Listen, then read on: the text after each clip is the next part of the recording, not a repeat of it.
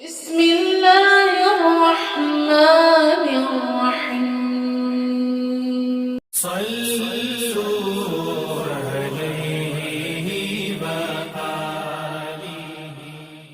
صحیح بخاری حدیث نمبر 251۔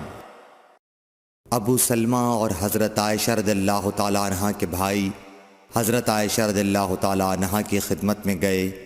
ان کے بھائی نے نبی کریم صلی اللہ علیہ وسلم کے غسل کے بارے میں سوال کیا تو آپ نے سا جیسا ایک برتن منگوایا، پھر غسل کیا اور اپنے اوپر پانی بہایا۔ اس وقت ہمارے درمیان اور ان کے درمیان پردہ حائل تھا۔ صحیح بخاری حدیث نمبر 252۔ ابو جعفر محمد باقر نے بیان کیا کہ وہ اور ان کے والد جناب زین العابدین جابر بن عبداللہ کے پاس تھے اور کچھ اور لوگ بھی بیٹھے ہوئے تھے۔ ان لوگوں نے آپ سے غسل کے بارے میں پوچھا تو آپ نے فرمایا کہ 1 سا کافی ہے۔ اس پر ایک شخص بولا، یہ مجھے تو کافی نہ ہوگا۔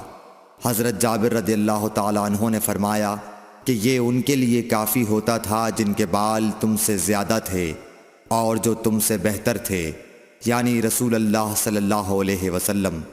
پھر حضرت جابر رضی اللہ تعالیٰ عنہ نے صرف ایک کپڑا پہن کر ہمیں نماز پڑھائی۔ صحیح بخاری حدیث نمبر 253۔ نبی کریم صلی اللہ علیہ وسلم اور حضرت میمونہ رضی اللہ تعالیٰ عنہ ایک برتن میں غسل کر لیتے تھے۔ صحیح بخاری حدیث نمبر 254۔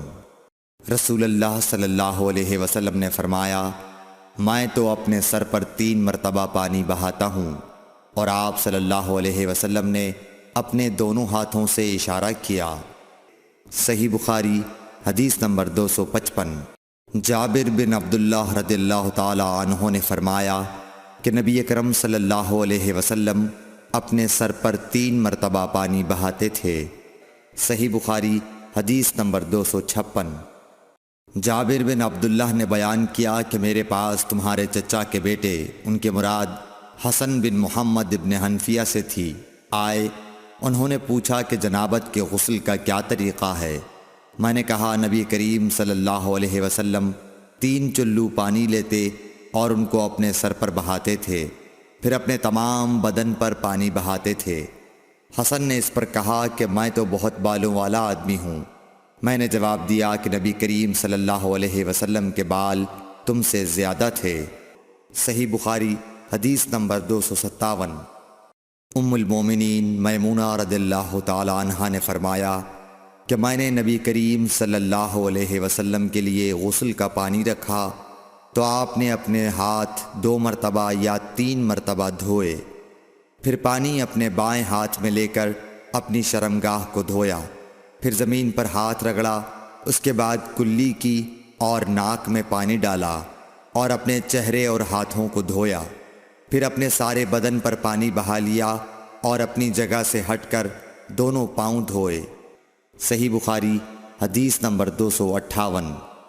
نبی کریم صلی اللہ علیہ وسلم جب غسل جنابت کرنا چاہتے تو حلاب کی طرح ایک چیز منگاتے، پھر پانی کا چلو اپنے ہاتھ میں لیتے اور سر کے داہنے حصے سے غسل کی ابتدا کرتے، پھر بائیں حصے کا غسل کرتے، پھر اپنے دونوں ہاتھوں کو سر کے بیچ میں لگاتے تھے۔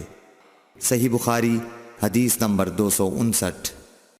ام المومنین میمونہ رضی اللہ تعالیٰ عنہ نے بیان فرمایا کہ میں نے نبی اکرم صلی اللہ علیہ وسلم کے لیے غسل کا پانی رکھا تو پہلے آپ نے پانی کو دائیں ہاتھ سے بائیں پر گرایا، اس طرح اپنے دونوں ہاتھوں کو دھویا، پھر اپنی شرمگاہ کو دھویا، پھر اپنے ہاتھ کو زمین پر رگڑ کر اسے مٹی سے ملا اور دھویا، پھر کلی کی اور ناک میں پانی ڈالا، پھر اپنے چہرے کو دھویا اور اپنے سر پر پانی بہایا، پھر ایک طرف ہو کر دونوں پاؤں دھوئے، پھر آپ کو رومال دیا گیا لیکن آپ نے اس سے پانی کو خشک نہیں کیا۔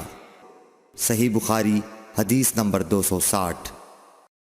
نبی کریم صلی اللہ علیہ وسلم نے غسل جنابت کیا تو پہلے اپنی شرمگاہ کو اپنے ہاتھ سے دھویا، پھر ہاتھ کو دیوار پر رگڑ کر دھویا، پھر نماز کی طرح وضو کیا، اور جب آپ اپنے غسل سے فارغ ہو گئے تو دونوں پاؤں دھوئے۔ Thanks for watching. Don't forget to like, comment, share